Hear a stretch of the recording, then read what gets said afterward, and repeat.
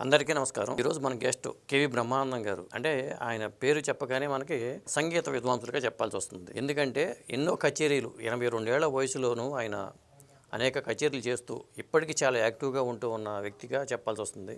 మరి అనేక అవార్డులు రివార్డులు అందుకున్నారు. ముఖ్యంగా చెప్పాల్సింది ఏంటంటే సినీ నటి జయప్రద గారికి ఆయన సంగీత గురువు కూడా.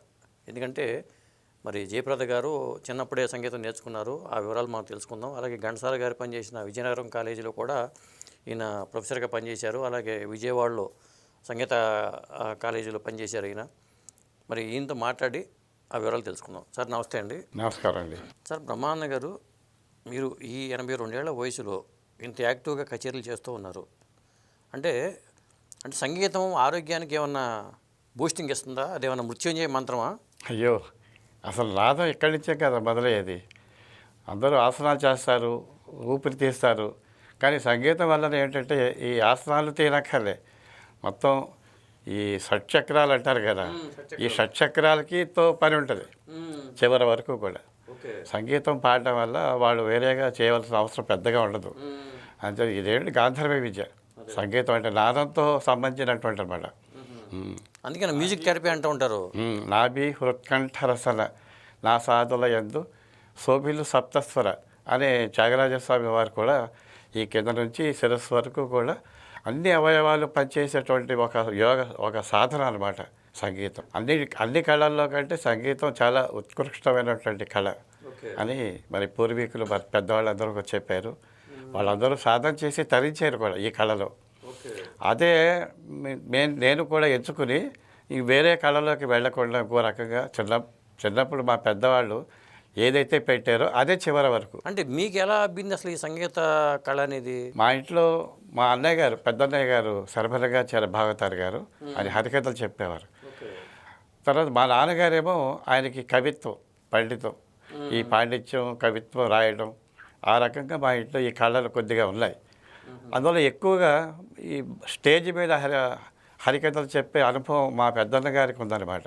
ఆయన ఎప్పుడు ఇలాగే మా ఇంటికి హరిదాసులు కూడా వచ్చేవారు. మాది పల్లెటూరు, మన పశ్చిమ గోదావరి జిల్లా రేలంగానే ఒక ఊరు, చిన్న ఊరు.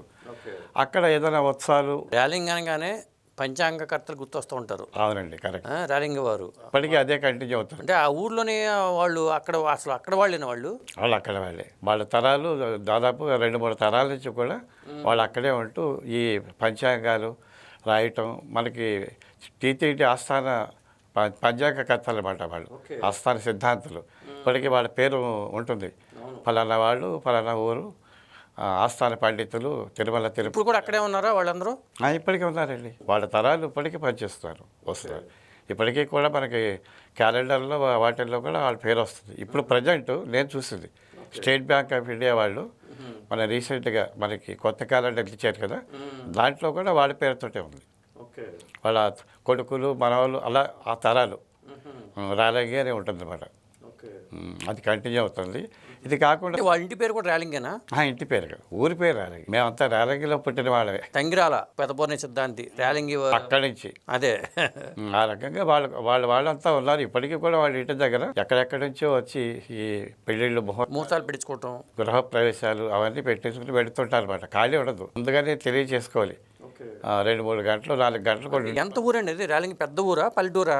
చిన్న ఊరేనండి. చిన్న ఊరే. అంతా కలిపితే ఒక 1.5 కిలోమీటర్లు ఉండొచ్చు పరిధి. రైల్వే స్టేషన్ ఉంది, పూర్వం నుంచి కూడా రైళ్ళు ఉన్నాయి, బస్ కన్వీనియంట్ కూడా ఉంది. మనకి భీమవరం నుంచి నెడదవల్లి వెళ్ళే లైన్లో రాలంగి రైల్వే స్టేషన్ వస్తుంది. దాని తర్వాత ప్రక్కనే తణుకు, ఇటు ప్రక్కనే హత్తిలి. కొద్ది ఈ రెండు కొద్ది. తణుక్కి ఎన్ని కిలోమీటర్లు ఉంటుంది ఇది? తణుకుకి ఒక 8 కిలోమీటర్లు అంతే. ఇంకో నాడిపోతే సుమారుగా కలిసిపోయే ఉంటుంది. అదే మండల హెడ్ క్వార్టర్ అది? మండల్ హెడ్ క్వార్టర్ కాదు, మండలం ఇంకో వేరే దాంట్లో కలుస్తుంది. ఇరగవరం అనుకుంటా, ఇరగవరం మండలం అంటారు. పక్కనే ఆనుకుని వేల్పూర్ ఉంటుంది. వేల్పూరు తణుకు కలిసే ఉంటుంది ఆల్మోస్ట్. అది కానీ కవి పండితులకి కళాకారులకి పూర్వం నుంచి కూడా రాలంగి అనే గ్రామం కొంచెం ప్రసిద్ధిగా ఉంది. ఎందుకంటే చాలామంది కళాకారులు. మరి ర్యాలింగి వెంకటరామయ్య గారు అంటారు, ఆయన మీ ఊరేనా? కాదు, వాళ్ళది తాడేపల్లి దగ్గర అంటారు పక్కన. ఇంటి పేరు రేలంగి అంతే. వాళ్ళ పూర్వీకులు ఏమన్నా ఉండేవారు మనకు తెలియదు కానీ రేలంగి వెంకట ర్యాలింగ్ ఇంటి పేరు గల వాళ్ళు ఆ ఊళ్ళో లేరా? ఉంటారండి. ఉన్నారా మీ ఊళ్ళో? మా ఊళ్ళో తెలియదు. మీ ఊళ్ళో నేను ఆల్మోస్ట్ వదిలేసి 60 ఏళ్ళు అయిపోయింది. ఈ సంగీత పరంగా రేలంగిలో ముందు ప్రారంభం చేశాను సంగీతం. మా అన్నయ్య గారు హరికథ చెప్పేవారు కదా, ఆయన ఆ కీర్తన పాడేటప్పుడు మేము పక్క నుంచి వినేవాళ్ళం అనమాట. మా ఇంటికి హరిదాసులు కూడా వచ్చేవారు. వచ్చి ఆ కీర్తన పాడుతుంటే పిల్లలు కదా వినేవాళ్ళు. మెల్లిమెల్లిగా ఆ సువాసన కొద్దిగా మెల్లిగా పాడుకో. అంటే హరికథలు అంటే ఒకప్పుడు హరికథలు అనేవి ఎక్కడ చూసినా హరికథలు బుర్రకథలు అంటూ రకరకాలుగా ఈ జనం ఆదరించారు. అవునండి. కానీ కాలక్రమేణా అది హరికథలు అంతరించిపోయినాయి. ఇవాళ కూడా ఎవరు చెప్పేవాళ్ళు ఉన్నారంటారా? ఉన్నారండి. ఇప్పటికీ కూడా మన ఆంధ్రాలోనే సుమారుగా చిన్న పెద్ద కళాకారులు కలుపుకుంటే ఒక 1000 మంది ఉంటారు. ఇప్పుడు బుర్రకథ అంటే ఇటుపక్క వంతలు ఉంటారు. మరి హరికథకే వాళ్ళు ఒక్కళ్ళే చెప్తారా? అది దానికి కూడా ఎవరైనా ఉంటారా? బుర్రకథకి 3 ఉంటారు, హరికథకు ఒక్కడే చెప్తారు. ఒక్కరే చెప్పాలి. ప్రక్కన సైడ్ వాయిద్యాలు ఉంటాయి, వయలిన్లు, మృదంగం. కానీ కొన్ని ప్రదేశాల్లో హార్మోని తబలా పెడతారు. మన ప్రాంతం ఎక్కువగా అంటే మా గోదావరి జిల్లాలు ఇవన్నీ కూడా వయలిన్ మృదంగం పెడతారు అన్నమాట. వేరే ప్రాంతాల్లో అయితే ఆయన మీ అన్నయ్య గారు ఎక్కడ నేర్చుకున్నారు? ఆయన మా కుటుంబంలో పెద్దన్న గారు, నేను చివరి వాడిని. మేము 5 అన్నదమ్ములు అనమాట. 5 పెద్దన్న గారే. ఆయన పేరేంటి చెప్పారు? కట్టా శరభలంగాచార్య భాగవతారు గారు. ఎక్కడ నేర్చుకున్నారు ఆయన? ఆయన గురువు ఎవరు? ఆయన గురువు కొమ్మూరి బాలబ్రహ్మణ దాస్ గారు అని చాలా గొప్ప లెజెండరీ. ఆయన కిరీటం, బంగారపు కిరీటం ఉండేది, కిరీటంతో సన్మానం. అలాంటివి 2 కిరీటాలు, కాళ్ళకి గంట పెండేరాలు, చేతికి గంటా కంకణాలు, మళ్ళీ ఇక్కడ భుజకీర్తలు అంటారు ఇంత, అవి ఇంకా మెడలో మోడల్స్ అయితే 3 దండలు, చేతులలో ఉంగరాలు. అంటే బంగారం వాటంతటా అవి. అంత బంగారం ఎవరు మోయలేదు. హరికథ చరిత్రలో అంత బంగారం ఎవరు ధరించలేదని ఆ తెలుగు వాచకం పుస్తకంలో కూడా రాశారు. ఏ ఊరండి అయింది? అంటే కొన్ని విజయవాడ, రాజమండ్రి, ఇలా రకరకాల. మరి మీ అన్నగారు ఆయనకి ఎట్లా పరిచయం అయ్యారు అసలు? అంటే రాజమండ్రి రేలంగి దగ్గరే అవుతుంది కదండి. అందులో రాజమండ్రి మా మేనమామ గారి పుట్టిల్లు. అంటే మా అమ్మగారు పుట్టిన ఊరు అనమాట. అక్కడికి ఇక్కడ ఒక గంట ప్రయాణం. ఇటు అటు వెళ్ళడంలో మాకు రాజమండ్రి ప్రధానమైన నగరం, నియరెస్ట్. ఇటు సైడ్ పెడితే భీమవరం, పాలకొల్లు, అటువైపు గోదావరి వైపు పెడితే రాజమండ్రి మాకు ప్రధానం అనమాట. ఆ రాజమండ్రిలో బాలబ్రహ్మణ దాస్ గారు కూడా చాలా కాలం ఉన్నారు.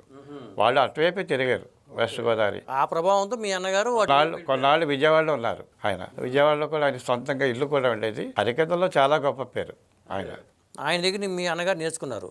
ఏం చదువుకున్నారా మీ అన్నగారు? హరికథ. అంటే ఈ హరికథలు చెప్పడానికి రేలంగి వస్తుండేవారు. వచ్చినప్పుడు ఒక భారతం, రామాయణం చెప్తే 30-40 రోజులు పడుతుంది. రోజు వెళ్ళడం, ఆ స్టేజ్ ఎక్కడం, హరికథ చెప్పడం, మళ్ళీ మా ఇంటికి వచ్చి స్టే చేయడం. ఆ విధంగా ఒక 15 రోజులు మినిమం భారతం చెప్పాలంటే ఖచ్చితంగా నెల్లాళ్ళు పడేది. ఈ నెల్లాళ్ళు మా ఇంటి దగ్గర ఉండేవారు కదండి. అలా ఉంటున్నప్పుడు కొద్దిగా ఆయన చెప్తుండే అనమాట. ఇంకా తర్వాత ఆయన ఎక్కడున్నారో ఆ ఊరు వెళ్ళడం, లేదా ఆయన హరికథలు ఎక్కడుంటే అక్కడికి శిష్యులు వెళ్ళేవారు. వెళ్ళి ఆయన దగ్గర అలా ఉండి నేర్చుకుంటుండే. ఆ రకంగా ఆయన శిష్యుల్లో చాలామంది లెజెండ్స్. ఇప్పుడు ఎవరెవరంటే పొడుగు పాండురంగదాస్ గారు, మళ్ళీ చాలా పెద్ద లెజెండ్ హరిదాసు. ముతపాక మల్లేశ్వరరావు గారిని సినీ ఇండస్ట్రీలో బాగా తెలుసు. సినిమాలో ఆయన లవకుశ సినిమాకు అందులో లవుడు గాను కుశులు కానీ ఈయన ఆ రోజుల్లో వేశారు. అక్కడ పేరేమన్నారు? ఇప్పుడున్న లవకుశ కాదు, ఎన్టీ రామారావు గారు లవకుశ కాకుండా అంతకుముందు ఒకటి వచ్చింది. అంతకుముందు ముతపాక మల్లేశ్వరరావు భాగవతారు గారు ఒక సంగీత విద్వాంసులు పాడితే ఎంత అద్భుతంగా ఉంటుందో, ఆయన హరికథలో వినిపించేదంతా సంగీతమే. అంత గొప్పగా పాడేవారు. అంటే బాలమురళీ కృష్ణ గారు కూడా ఆయన హరికథకు వచ్చి కూర్చుండేవారు. ఆ లెవెల్లో అంత గొప్పగా చెప్పే విద్వాంసుడు ఆయన. అలాగే రాగాలు, స్వరకల్పనలు వేసి చాలా బాగా పాడేవారు. హరికథ చెప్పే వాళ్ళకి సంగీత పరిజ్ఞానం అవసరం లేదా? ఉండాలండి. ఉండాలా? అది లేకపోతే శృతి లేదు, లయ లేదు, కీర్తన రాదు. కాస్తనే ప్రవేశం ఉండాలి. ఓకే. అంటే మీరు ఆ కీర్తనలో మీ మీద ప్రభావం చూపినాయి. వాళ్ళు పాడితే కొద్దిగా నేను వింటూ ఉండేవాడిని. ఏదో పక్కన కూర్చొని పాడుకుంటే గొంతు విన్నారు మా వాళ్ళు.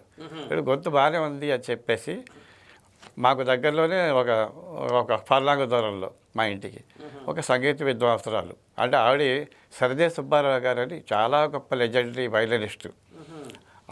ఆయన దగ్గర ఇంటికి వచ్చి చెప్పేవారు, గాత్రం చెప్పేవారు, వీణ కూడా చెప్పేవారు. వీణ ఆయన కాదు కానీ వీణ మా గురువమ్మ గారి యొక్క ఇంట్రెస్ట్. ఆ గాత్రం చేస్తే ఆ వీణతోటి ఊరికనే ప్రాక్టీస్ చేయొచ్చు. అలాగే వీణా గాత్రం కూడా ఆవిడ వాయిస్తుండారు. మాకు దగ్గర రిలేటివ్ కూడా అవుతారు. అలాగా అసలు వస్తూ పోతూ ఉండడంలో వీడు సంగీతం నేర్పిస్తే బాగుంటుంది, మంచి రోజు చూసి తీసుకురా అని చెప్పారు మా అన్నగారికి. అప్పుడు మంచి రోజు తీసుకెళ్ళి ఆవిడ దగ్గర సరిగమ పదాలిస్తూ ప్రారంభోత్సవం చేశారు అన్నమాట. మీరు మూడో వ్యక్తి ఎవరు మీ బ్రదర్స్లో? నేను 5. మీరు 5ఆ? ఓకే. 2 ఎవరు? 2 మా అన్నగారు, ఆయన మామూలుగా స్వర్ణభర్తి చేసేవారు. మూడో వాళ్ళేమో ఆయన ఉద్యోగం అంటే డిప్యూటీ రిజిస్ట్రార్గా పనిచేసి రిటైర్ అయిపోయారు. ఇప్పుడు లేరు కూడా. ఆయన పేరండి? పుష్కరాచార్యులు గారు. పుష్కరాచార్య. ఆ రెండో అన్నయ్య గారి పేరు వెంకటాచార్యులు గారు. వెంకటాచార్య. మూడో ఆయన పేరేమో పుష్కరాచార్యులు. మళ్ళీ మా 4గో అన్నయ్య పెద్దనే మాదిరిగానే హరిదాసు అయ్యారన్నమాట. ఆయన కూడా బాగా చాలా కాలం పేరండి ఆయన పేరు? బాలగంగాధర భాగవతారు. బాలగంగాధర భాగవతారు. ఆయన కూడా బాలబ్రహ్మణ్ దాస్ గారి దగ్గర ప్లస్ మోపరదాస్ గారు కూడా సినీ ఇండస్ట్రీలో చాలా ఫేమస్. ఇటు ఆయన చాలా పిక్చర్లో నటించారు. అంటే హరికథ కళాకారుడిగా మంచి అందగాడు, ఆజానుబాహుడు, గుడివాడ వాస్తవ్యులు. ఇంటి పేరు సింహాద్రి. అసలు పేరు సింహాద్రి బసవలింగాచారి గారు ఏదో అనేవారు. కానీ మోపరదాస్ అని పక్కనే మోపర్ అనే ఏదో ఊరుండేది. వాళ్ళు మోపరదాస్ అంటే అలాగా పాపులర్ అయిపోయారు అన్నమాట. మోపరదాస్ అని ఇప్పటికీ పాత సినిమాలు చూస్తే ఆయన పేరు వస్తుంది, మోపరదాసు అని. ఆయన సినిమాల్లో చాలా పిక్చర్లు చేశారు. ఆయన హరికథ అంతా రాజకీయం, మల్లేశ్వరరావు గారిదంతా సంగీతం. వీళ్ళిద్దరూ సినీ ప్రపంచంలో పాత. 4 బ్రదర్ పేరేమన్నారు? మా 4గో అన్నయ్య కట్ట బాలగంగాధర భాగవతారు. కట్ట బాలగంగాధర భాగవతారు గారి దగ్గర కొన్నాళ్ళు నేర్చుకున్నారు. మీరు 5 బ్రహ్మాండంగా ఆచార్య అని పెట్టాలి కదా, మీ పేరు మరి ఆచార్య అని పెట్టలేదు ఏంటి చివరా? అంటే షార్ట్గా మా గురువు గారే తగ్గించారు. అసలు మామూలుగా అసలు పేరేంటి? ఇది పూర్తి పేరు ఇదే. అంటే అందరికీ మాకు ఆచార్యులు అనే వస్తుంది మామూలుగా. వీర బ్రహ్మానందాచార్యులు, సర్వలింగాచార్యులు, వెంకటాచార్యులు, పుష్కరాచార్యులు, అలా నా పేరేమో వీర బ్రహ్మానందాచార్యులు. మా గురువుగారు దగ్గర వెళ్ళినప్పుడు ఒరే ఇంత పేరు పేపర్లో రేపు ముందు పాడేవారికి అక్కడైనా కొద్దిగా చిన్నదిగా ఉంటే బాగుంటుంది. అట్టా వీర బ్రహ్మానందాచార్యులు అంటే ఇంత పొడుగు గాత్రం ఎవరు చదువుతారు? కేవీ బ్రహ్మానందాన్ని పెట్టుకో అంటే కేవీ బ్రహ్మానందం. ముందు మరి ఇది మంచి విద్వాంసులు అయ్యే అవకాశాలు ఉన్నాయి కదా, ఇలా పెట్టుకుంటే అందరికీ బాగుంటుంది అని చెప్పి మా గురువుగారే ఆ కేవీ బ్రహ్మానందం అనే తోటి గల అదే పాపులర్.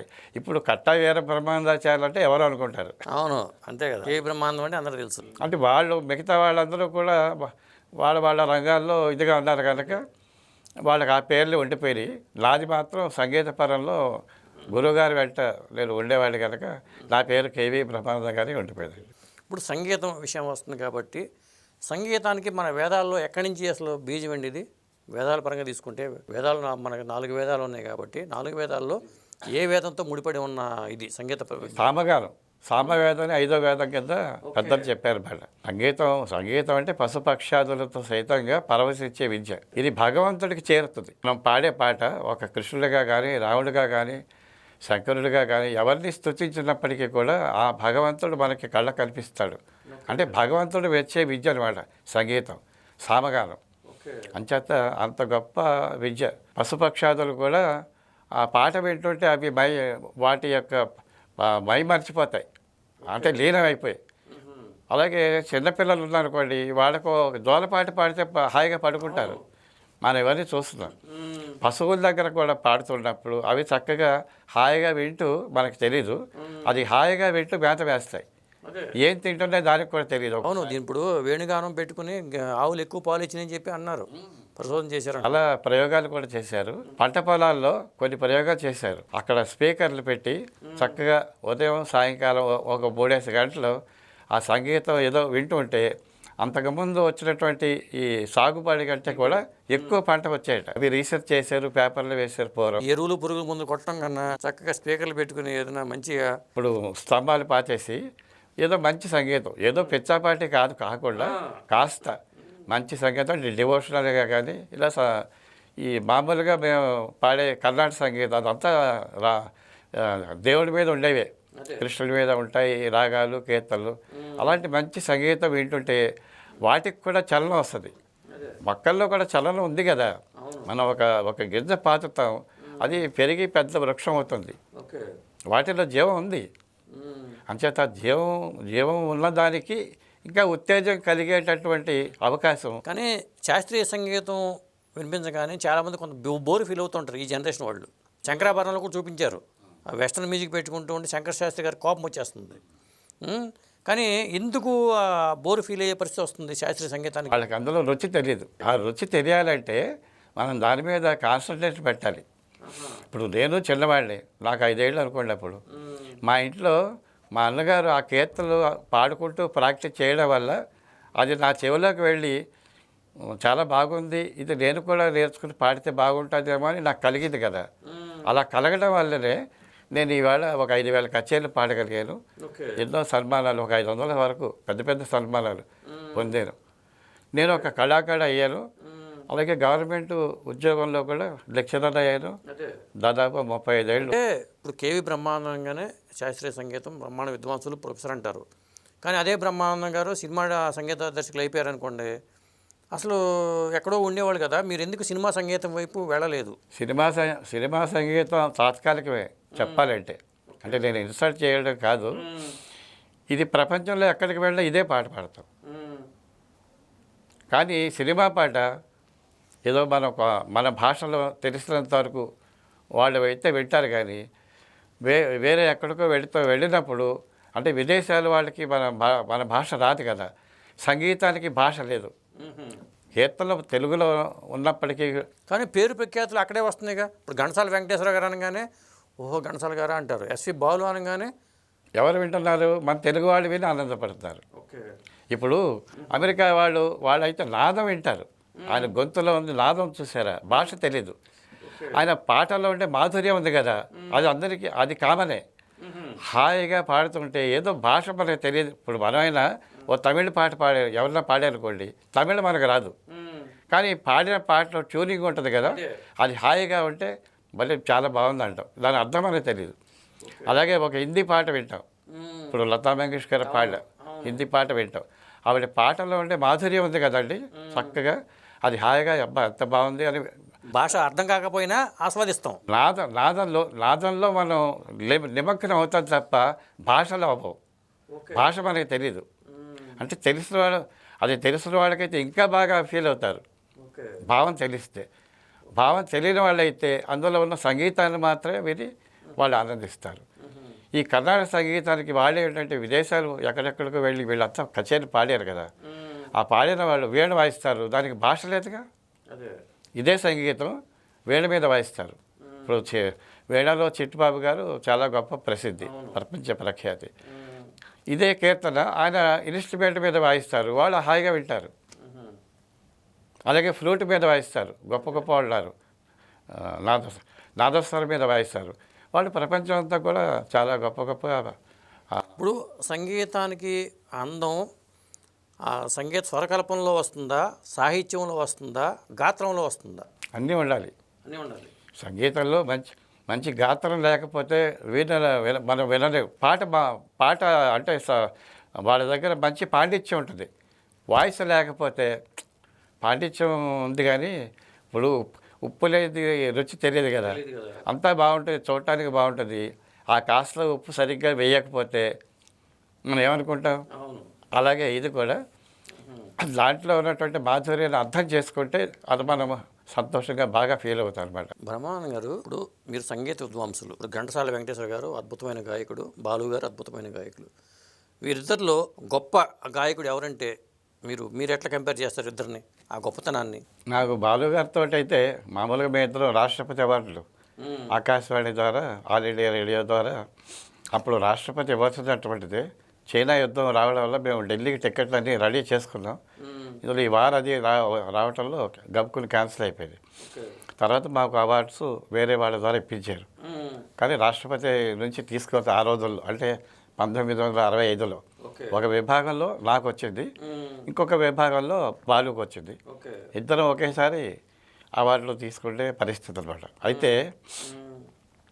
ఘంటసాల గారు ఆయన సహజంగా కర్ణాటక సంగీతాన్ని అభ్యాసం చేసి విజయనగరం మ్యూజిక్ కాలేజీలో జాయిన్ అయ్యి అన్ని సంవత్సరాలు కూడా పద్ధతిగా నేర్చుకుని గురువుల దగ్గర అక్కడ సాంప్రదాయ పద్ధతులు నేర్చుకుని డిప్లొమా కూడా పాస్ అయ్యి తర్వాత ఆ కాలేజీ ప్రిన్సిపాల్గా ఉన్నారు అప్పుడు ఆదిపట్ల నారాయణదాస్ గారు. ఆయన చాలా గొప్ప హరికథ అవును పితామహులు అని చెప్తారు. హరికథ అంటే ముందు ఆదిపట్ల నారాయణదాస్ గారితో మొదలు అవుతుందన్నమాట. ఈయన గాత్రానికి ఈయన సంగీతాన్ని మెచ్చుకుని ఒక తంబురా కూడా బహుమతి ఇచ్చారన్నమాట ఘంటసాల గారికి. అలాగే సంగీతంలోనే అలాంటి పెద్ద విద్వాంసుల దగ్గర మెప్పు పొంది డిప్లొమా పొందినటువంటిది ఘంటసాల. ఓకే, సంగీత పరిజ్ఞానం అద్భుతంగా ఉందంటారు. ఈ గ్రిప్ బాలు గారు వాళ్ళ నాన్నగారు మంచి ప్రసిద్ధ హరికథకులు, చాలా సాంప్రదాయమైనటువంటి హరికథకులు. పండితారాధ్యుల సాంబమూర్తి గారు ఆయన హరికథ చెప్పారంటే పిట్టకథలు అలాంటి వాటికి ఉండదు. కథ సారాంశం చక్కగా మామూలుగా ఆయన పాడగలిగే శైలి ఒక సాంప్రదాయం కనపడుతుంది ఆయన కథల్లో. అలాంటి మంచి కళాకారుడు వాళ్ళ అబ్బాయి బాలు గారు. ఆయన హరికథ అంటే ఆయన ఇంకొక విశేషం ఏంటంటే ఆయన నెల్లూరులో సంగీత సభ పెట్టి తమిళ విద్వాంసులు వాళ్ళందరినీ రప్పించి ఆంధ్ర విద్వాంసులు పెద్ద వాళ్ళని రప్పించి ప్రోగ్రామ్స్ పెట్టేవారు. ఈ 360 రోజుల్లో కూడా ఆయన నగర సంకీర్తన చేసి దాంట్లో వచ్చిన డబ్బులతోటి ఈ ఉత్సవాలు చేసేవారు. అదొక సాంప్రదాయం సంవత్సరం పొడుగుని కూడా. ఆ రకంగా కొద్దిగా కళ అనేది బాలసుబ్రహ్మణ్యం గారు అంటే వినికిడి జ్ఞానంతో బాలు గారికి ఆ నాలెడ్జ్ వచ్చి ఉంటుందా? అంతే. అంటే ఆయనకి నేను అనుకోవడం ఏంటంటే కిషోర్ కుమార్ పాటలు బాగా ఆకర్షించాయి. ఆయనే చెప్తుండారు, నేను హిందీ పాటలు పాడేవాడిని, కిషోర్ కుమార్ గారు నాకు బాగా ఆదర్శం. ఆ పాటలు వాళ్ళందరూ కలిసి ఏదో ఒక ఆర్కెస్ట్రా పెట్టారు, దాని పేరు నెఫ్టా, అంటే నెల్లూరు అదే నెఫ్టా అనే పేరు. ఆ పేరు మీదుగా వాళ్ళు అందరూ ఒక 10 మందో 20 మంది వాయిద్యాలు పాడేవాళ్ళంతా కలిసి చిన్న ప్రోగ్రాంలు కూడా చేసేవారట. ఆ రకంగా చెన్నై నుంచి మ్యూజిక్ డైరెక్టర్లు లేదా మ్యూజిక్ సింగర్స్ రావటం, ఈ కార్యక్రమాలు వెళ్ళడం, జడ్జిమెంట్ చేయటం, ఆ పరంగా ఆకర్షణ అంతా అటు సినిమా వైపు ఎక్కువగా మళ్ళేదన్నమాట. ఘంటసాల గారు కూడా సినిమాలో రాణించారు కదా. తర్వాత ఆయన సినిమాల్లోకి ఎందుకంటే సంగీత కచేరీలో రోజు ఉండవు. ఇది భక్తికి ఆ రోజుల్లో అంత ఎక్కువగా అవకాశం ఉండేది కాదు. చాలా కష్టపడాలి. ఆ సంగీతం గ్రిప్ సంపాదించాలంటే కష్టపడాలి. అప్పుడు సంగీత కచేరీ పెట్టి ఓ 10 రూపాయలు కూడా ఎవరు ఇచ్చే రోజులు కావు. కానీ నేర్చుకున్న విద్యను మాత్రం వదిలిపెట్టేవారు కాదు. ఎందుకంటే నేను ముందుగా అనుకున్నా, ఏదన్నా ఒక కళ యొక్క మనకి తెలియాలంటే దాని మీద ఆ రుచి ఏముందో మనం తెలుసుకోవాలి. ఒక చిన్న ఉదాహరణ ఏంటంటే, ఇప్పుడు హంస ఉంది, నీళ్లు పాలు ఉంటాయి కదండి, అది పాలను మాత్రమే తీసుకుంటుందట, నీళ్లు రాదు. అంటే నీళ్లు కలిసినటువంటి పాలు కలిపేసామనుకోండి, పాలు మాత్రమే తాగుద్ది. పాలు మాత్రమే తాగుద్ది. అది ఎవరికి లేదు. అది మరి దానికి ఎలాగొచ్చింది? అది దాని పుట్టుకతో వచ్చినటువంటి ఇదనమాట. మనం ఎవరు వేరు చేయలేం. అలాగా మంచి పాలు, చిక్కటి పాలు, ఒక గ్లాసు నీళ్లు కలుపుతాం. ఇది కలిపి హంసకి పెడితే ఆ నీళ్లు భాగం దానికి తెలుస్తుంది, పాలు మాత్రం అది తాగుతుందని పెద్దవాళ్ళు చెప్తారు. అలాగనే ఇందులో కూడా సంగీతం మీద రుచి, ఇది కొద్దిగా కష్టమైనటువంటి విద్య, సులభమేం కాదు.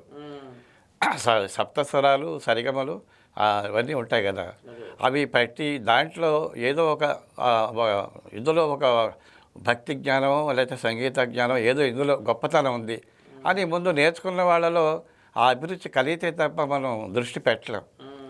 అందుకని అది తెలిస్తే ఇక వాళ్ళు వదిలిపెట్టరు. ఇప్పుడు ఘంటసాల గాత్రంలో మాధుర్యం ఉందంటారా, బాలు గారి గాత్రంలో మాధుర్యం ఉందా? అంటే ఏం చెప్తారు అనేది ఒక కారణ జన్ముడు అని చెప్తాం.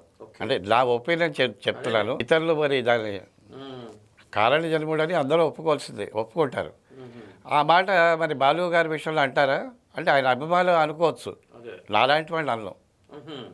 ఎందుకంటే నేను ఒక సంగీతంలో మరి ఇందులోనే ఉండి చేస్తున్న వాడిని కనుక. బాలు గారు గాత్రాల గొంతు మార్చి పాడగలరు. ఆయన రకరకాల పాటలు ఆయన పాడే పాటలు అంతా ఆయన ఘంటసాల గారు పాడగలరేమో నాకు తెలియదు, కానీ అంటే కొన్ని పాటలు జానపదాలు పాడారు కదా, అవి ప్రజలు ఆ రోజుల్లో ఆనందించారు. ఈ ట్రెండ్ వేరు, ఓకే. ఆ ట్రెండ్ వేరు. ఈయన వచ్చేటప్పటికి ఈ యువతరం ట్రెండ్లోకి మార్చుకున్నారు ఆయన. ఆయన ఉద్దేశం ఏంటో నేను అనుకోవడం, ఘంటసాల గారు ఇప్పటి వరకు ఒక రకమైనటువంటి దాంట్లో ఆయన ఇదయ్యారు. అదే బాణీని అదే పద్ధతిలో నేను చేస్తే తొందరగా పైకి రాలేను. ఎవరైనా ఒక మెట్లు పైకి వెళ్ళాక ఆలోచిస్తారు కదా, నేను ఏ రకంగా జనాల్ని ఆకర్షించేలా పాడితే అది పట్టాడు, ఆ నాడి పట్టాడు బాలు గారు. నన్ను 10 మంది ప్రొడ్యూసర్లు బుక్ చేస్తారు. అలా బుక్ చేస్తేనే కదా వాళ్ళకి 10 పాటలు వస్తాయి అని ఆయన తెలివైన వాడు, చదువుకున్నాడు కదా. ఘంటసాల గారు చదువుకోలేదు పాపం. జగదేక వీరుని కథలో శివశంకరి పాట ఉంది కదండి, అద్భుతమైన పాట. మరి అదే పాట మరి బాలు గారు పాడినట్టున్నారు, ఘంటసాల గారు పాడినట్టున్నారు. పాడినా కూడా ఎంతమంది పాడినండి, ఘంటసాల పాడినట్టు ఘంటసాల పాడగా విన్నట్టుగా మనం ఆ ఆనందాన్ని పొందలేం. ఎంతోమంది ట్రై చేశారు, ఎంతమంది ట్రై చేసినా కూడా ఘంటసాల గారు పాడిందే మన మనస్సులో మన మైండ్లో జీర్ణించిపోయింది. ఆ హై పిచ్చికి ఆయన వెళ్ళారు, సినిమాలో కూడా చూశారు. అలా వెళ్ళిన వాళ్ళు ఈనాటికి ఆ పాట వేయకుండా పాడటం, ఈనాటికి కూడా ఆ పాట వేస్తే ఎందుకు ఒకసారి ఈ పాట ఆ పాట కలిపి ఒకేసారి మీరు వేయండి, మీరు ఏది మనం ఇష్టపడతామంటే అదే ఇష్టపడతాం. అందులో జీవం ఉండేటట్టుగా ఆయన పాడారు. అంటే ఈయన పాడలేదని మీరు అనుకోవచ్చు అని చెప్పలేము. ఏదైనా ఇప్పుడు నేను గొప్పవాడిని నేను చెప్పుకుంటే కాదుగా, అవతల వాళ్ళు చెప్తేనే నా గొప్పతనం. ఇంకా తెల్లవారదేమి ఈ చీకటి విడిపోదేమి అనే పాట ఉంది, అది ఘంటసాల గారు వాయిస్ ఉంటుంది, అదే పాటలో బాలు గారి వాయిస్ ఉంటుంది. కానీ మనం తెలిసిపోద్ది ఇది ఘంటసాల గారి వాయిస్. ఘంటసాల గారు సంగీతాన్ని మొదటి సరిగమల దగ్గర నుంచి చివరి వరకు కచేరీలు పాడే స్థాయి వరకు కూడా ఆయన ఒక మంచి గురువుల దగ్గర నేర్చుకుని బాగా సాధన చేసి విపరీతంగా విజయనగరంలో సాధన చేసి ఆ తర్వాత అయిపోయిన తర్వాత డిప్లొమా కోర్స్ అయిపోయింది, 6 ఏళ్ళు అంతా ఉంటుంది సుమారుగా. అయిపోయిన తర్వాత నాదిపట్ల నారాయణదాస్ గారు ప్రిన్సిపాల్గా ఉన్నారు అప్పుడు. ఈయనకి, బాబు నీ గొంతు చాలా బాగుంటుంది, ఈ గొంతుతోటే నువ్వు బ్రతుకుతావు నీ జీవితం, నీకు మంచి వాయిస్. బాలు గారిని తగ్గించాలనుకోవట్లేదు, ఏకలవ్య శిష్యులాగా ఈయన వినికిడి జ్ఞానంతో ఆ పరిజ్ఞానంతో షైన్ అయ్యారనుకోవాలి బాలు గారు. ఎంతమంది అయినా సరే ఘంటసాల గారు ఏకలవ్య శిష్యులు మిగతా వాళ్ళంతా అదే తర్వాత పరిస్థితి బాగా వచ్చాడు. సాధారణంగా ఇప్పుడు ఘంటసాల గారు చనిపోయిన తర్వాత ఏమనుకున్నారంటే రామకృష్ణ అని ఒక సింగర్ ఉండేవాళ్ళు, బాలు గారు కంటెంపరీ, వాళ్ళిద్దరూ సమకాలికులు చెప్పాలంటే. రామకృష్ణ గారి వాయిస్ కొద్దిగా ఘంటసాల వాయిస్కి దగ్గరగా అనిపించేది వినేవాళ్ళకి. నేను కూడా విన్నాను, నేను కూడా పొరపడ్డా. ఓ పాట ఏదో రేడియోలో వస్తుంది, ఈ పాట ఘంటసాల పాడారు గబుక్కుని అనేసాను. అంటే ఘంటసాల గారే పాడారు ఈ పాట అని నేను అనేస్తే తీరా చూస్తే అది ఘంటసాల పాడింది కాదు, రామకృష్ణ. అంటే ఒక సంగీతం గొంతు పాట కొద్దిగా తెలిసినటువంటి నేనే రామకృష్ణ పాడిన పాటని ఘంటసాలగా నేను అనుకున్నాను అనమాట. అంటే అంత బాగా ఆయన కవర్ చేసుకున్నాడు. అదే ఘంటసాల గారు చనిపోయిన తర్వాత ఆ ప్లేస్ని రీప్లేస్ చేస్తారు రామకృష్ణ గారు అనుకున్నారు అందరూ. కానీ వెనక్కి వెళ్ళిపోయాడు. ఎందుకు వెనక్కి వెళ్ళిపోయాడంటే కొన్ని ఈయన అదృష్టం బాగుంది, ఆయన అదృష్టం అంతగా కుదరలేదు. అంటే మనం ఇదే మామూలుగా ఓపెన్గా చెప్పుకోవాలంటే ఎవరి ఒపీనియన్ వాళ్ళు ధైర్యంగా చెప్తారు, అప్పుడు మీకు నాకే తెలుస్తుంది. మనం ఇప్పుడు మాట్లాడుకునేది పబ్లిక్ టాపిక్, 10 మంది వినాలి. ఆయన అభిమానులు కొంతమంది ఉంటారు, వీళ్ళ అభిమానులు కొంతమంది ఉంటారు. మనం మాట్లాడుకునే సంభాషణ అందరికీ మీరే పట్టుకోలేకపోయినంటున్నారు, ఘంటసాలకి రామకృష్ణ గారు పట్టుకోలేకపోయారంటున్నారు. మరి అలాంటి రామకృష్ణ గారు ఏమో పైకి రాకుండా తర్వాత ఆయన తెరమురుగైపోయారు. ఆయన గొంతు చక్కగా బాగా, అంటే లేత గొంతు, అదే కొంచెం డెప్త్ వస్తే ఇంకా చాలా బాగుండేది. వయసు చిన్నది అప్పటికి, ఒక 22 ఉంటాయేమో. వాయిస్ లేత, అది కొంచెం ఆ వాయిస్ని కొంచెం డెప్త్ చేసుకుంటే ఘంటసాలకి చాలా బాగా సూట్ అయ్యి ఉండేది. ఒక స్థాయిలోకి వచ్చేటప్పటికి వాయిస్ తేలిపోయేది రామకృష్ణ గారికి. పై షడ్జమ వరకు బాగానే వచ్చేది, ఈ కింద నుంచి ఆ పైకి సాగుతలు ఏదైనా ఉంటే అక్కడ తేలిపోతే అక్కడ పట్టుకోవాలి. నాకైతే అక్కడ కనిపించేది, ఇది రామకృష్ణ ఘంటసాల కాదని తెలిసిపోద్ది వింటంటే. 3 స్థాయిలు ఉన్నాయి కదండి ఇందులో, మందర స్థాయి, బేస్, మధ్యస్థాయి, తారస్థాయి. ఓకే, ఆ తారస్థాయిలో తెలిసిపోద్ది. తారస్థాయి దగ్గరికి వెళ్ళేటప్పటికి వాయిస్ తాలూకు ఆ సౌండ్ తేడా వస్తుంది. అక్కడ కూడా మేనేజ్ చేసుకోవాలంటే కొంచెం అనుభవపూర్వకంగా రావాలి, డెవలప్మెంట్ అవ్వాలి. వేజ్ కూడా ఉంటుంది కొంచెం. ఘంటసాల గారు అంటే 50 ఏళ్ళ వరకు పాడారు కనుక అప్పటికి ఆయన మాడ్యులేషన్ పెరిగింది. తర్వాత సాధన చేయాలి, సాధనలో కూడా ఉంది. మేమందరం సాధన చేసాము. ఇప్పుడు సంగీత పరిజ్ఞానం అనేది అనంతం అని చెప్పాలా? ఎందుకంటే ఇప్పుడు కేవి మహాదేవన్ గారిది ఒక శైలి, ఎంఎస్ విశ్వనాథన్ గారిది ఒక శైలి, ఇళయరాజా గారిది ఒక శైలి, ఇలా రకరకాలుగా ఉంటుంది. అది ఈ వేరియేషన్స్ ఎలా వాళ్ళు పట్టుకున్నారు దీన్ని? అంటే ఎవరికైనా సంగీతం బేస్మెంట్ ఉండాలి. నేను సంగీతం డైరెక్షన్ చేయాలనుకోండి. ఇప్పుడు నేను లైట్ మ్యూజిక్ సాంగ్స్ నేను ట్యూన్ చేశాను.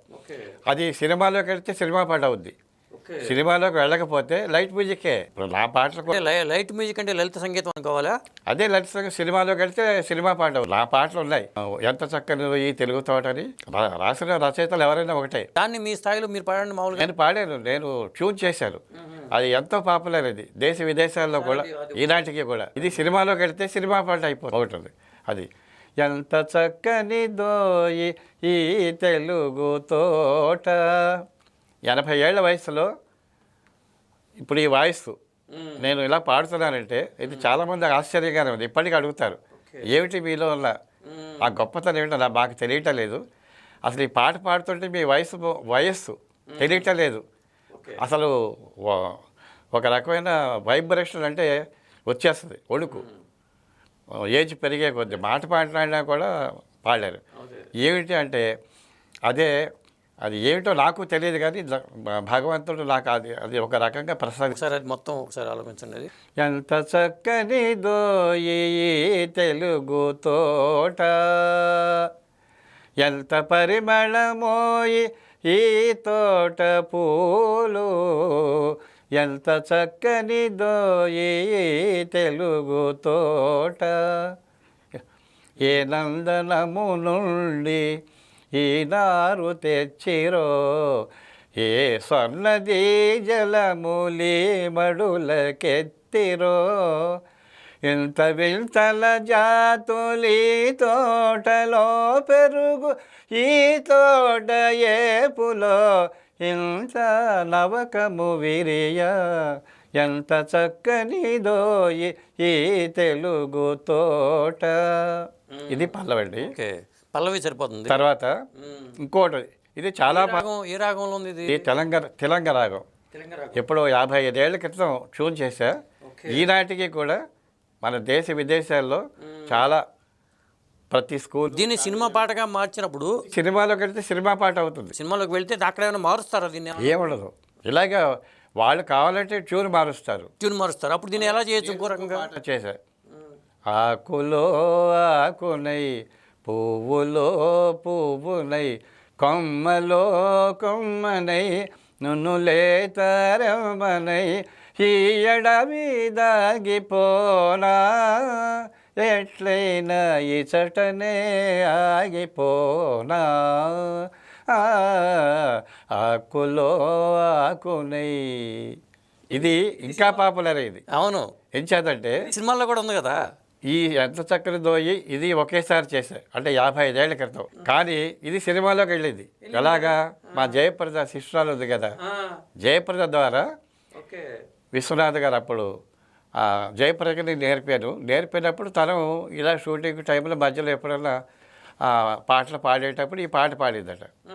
పాడితే ఆయన విన్నారు. బాగుందమ్మా, ఎవరు రాశారు అంటే ఇలాగా దేవులపల్లి కృష్ణశాస్త్రి గారు మా గురువుగారు నేర్పారు. పాట అయితే చాలా బాగుంది, తప్పకుండా దీన్ని మనం సినిమాలు పెడదాం అని. అయితే ఇదే ట్యూన్ అయితే మళ్ళీ వాళ్ళ పర్మిషన్లో మేఘ సందేశంలో పాట కదా ఇది. కే విశ్వనాథ్ గారు కాదు కదా, దాసరి నారాయణరావు గారు కదా డైరెక్టర్. దానికి అక్కడ సందర్భం సన్నివేశం ప్రకారం మార్చుకుంటారు. అది ఏ రకంగా అక్కడ అది తోటల్లో పాడతారా లేకపోతే ఒక మీ ట్యూనింగ్ ఏమో వేరుగా ఉంది, కానీ సినిమాలో ట్యూనింగ్ ఏమో వేరుగా ఉంది. వాళ్ళు ప్రదర్శించే పరిస్థితిని బట్టి అది మన మ్యూజిక్ డైరెక్టర్లు చూస్తారు. ఈ పాట అయితే బాగుంది, కానీ మనం దీని సినిమాలో చేద్దాం అని చెప్పి మేఘ సందేశం సినిమాలో, మేఘ సందేశం దాసరి గారిది, అది ఈ పాటని వెళ్ళింది. అప్పటికి అది సినిమా పాట అయిపోయింది. కానీ నేను పాడే రేడియోలో పాడడం, మా శిష్యులు పాడడం, మేము ఇదే పాడతాం ఒరిజినలే. మీరు పాడినట్టుగానే మామూలుగా నా ట్యూనే బాగా ప్రచారంలో ఉంది. ఇది సుమారుగా ఒక 45 ఏళ్ల క్రితం ఈ నేను విజయనగరం కాలేజీలో అప్పుడు వర్క్ చేసేవాడిని. అంటే సాహిత్యం ఉన్న తర్వాత మీరు ట్యూనింగ్ చేసుకున్నారా, అంతే కదా? సాహిత్యం మామూలుగా మేము రేడియోలో పాడాలండి. మాకు లైట్ మ్యూజిక్ ప్రోగ్రామ్ పాడమని వస్తాయి ఆకాశవాణి వాళ్ళ దగ్గర నుంచి. అప్పుడు ఏం పాటలు పాడాలని వెతుక్కుంటాం. మాకు నచ్చిన సాహిత్యాలు అవి కూడా అప్రూవ్డ్ ఆధార్స్ అవ్వాలి ఆకాశవాణికి. రైటర్ని నుంచి అప్రూవల్ తీసుకోవాలి. అన్నీ పాడడానికి వెళ్ళేది, వాళ్ళు అప్రూవ్ చేసిన ఆధార్స్ మాత్రమే మనం రేడియోలో పాడాలి. కనుక కృష్ణశాస్త్రి గారు అప్రూవ్డ్, నారాయణ రెడ్డి గారు అప్రూవ్డ్, ఇలాంటి కొన్ని పేర్లు ఉంటాయి. ఈ వెతుకుతున్నప్పుడు ఈ పాట నాకు దొరికింది. దొరికితే దీన్ని ట్యూన్ చేసి నేను రేడియోలో పాడాను. మా శిష్యులు అనేక మంది వాళ్ళు కూడా రేడియోలో పాడారు. అది పాపులర్ అయ్యేసరికి సినిమా వాళ్ళు తీసుకున్నారు దాన్ని. అంతకు ముందే బాగా పాపులర్ అయింది. అంటే దాదాపు 50 ఏళ్ల క్రితమే ఈ పాట బాగా పాపులర్ అయింది. తర్వాత జయప్రద సినిమాలోకి వెళ్ళిన తర్వాత అనుకోకుండా ఈ పాటలో తను పాడుకుంటున్నప్పుడు డైరెక్టర్ గారు విని బాగుంది అని ఆయన ట్యూన్ మార్చి మేఘ సందేశం పిక్చర్లో ఇది పెట్టారు. కానీ ఆ సినిమా చూసిన వాళ్ళు మా ఇంటికి వచ్చి అంతా చెప్పేవారు.